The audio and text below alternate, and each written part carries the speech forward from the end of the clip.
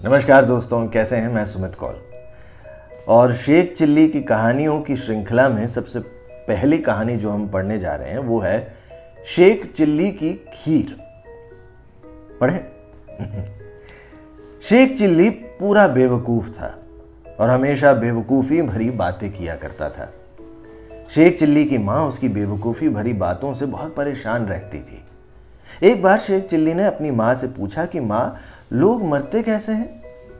अब माँ सोचने लगी कि इस बेवकूफ़ को कैसे समझाया जाए कि लोग कैसे मरते हैं। माँ ने कहा कि बस आंखें बंद हो जाती हैं और लोग मर जाते हैं। शेख चिल्ली ने सोचा कि उसे एक बार मरकर देखना चाहिए।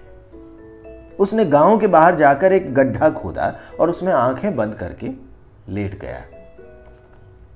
रात होने पर उस रास्ते से दो चोर गुजरे। एक चोर ने दूसरे से कहा कि हमारे साथ एक साथी और होता तो कितना अच्छा होता।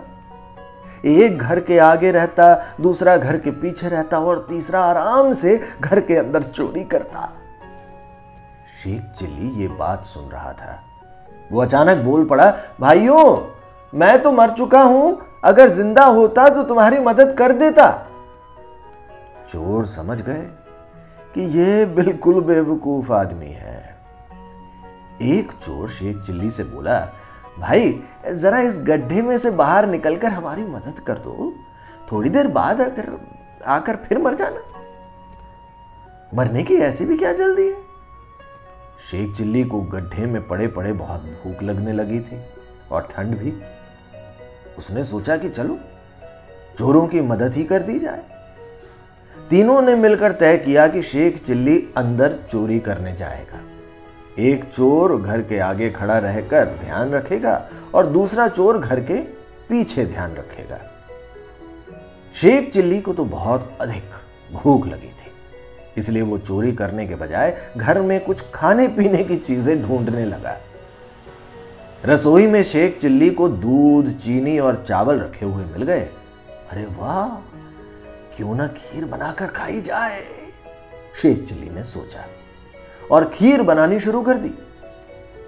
रसोई में ही एक बुढ़िया ठंड से सिकुड़ कर सोई हुई थी। जैसे ही बुढ़िया को चूल्हे से आंच लगनी शुरू हुई तो गर्मी महसूस होने पर सही से खुलकर सोने के लिए उसने अपने हाथ फैला दिए।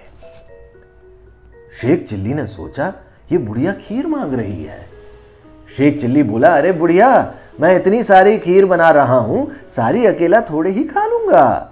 शांति रख, तुझे भी खिलाऊंगा।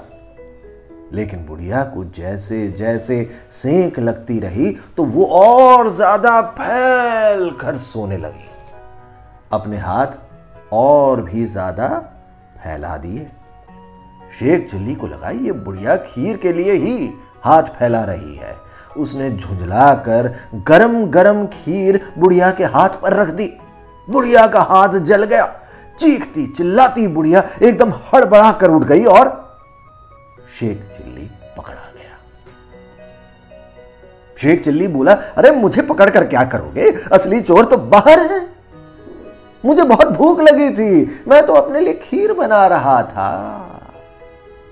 इस तरह शेख चिल्ली ने अपने साथ साथ असली चोरों को भी पकड़वा लिया।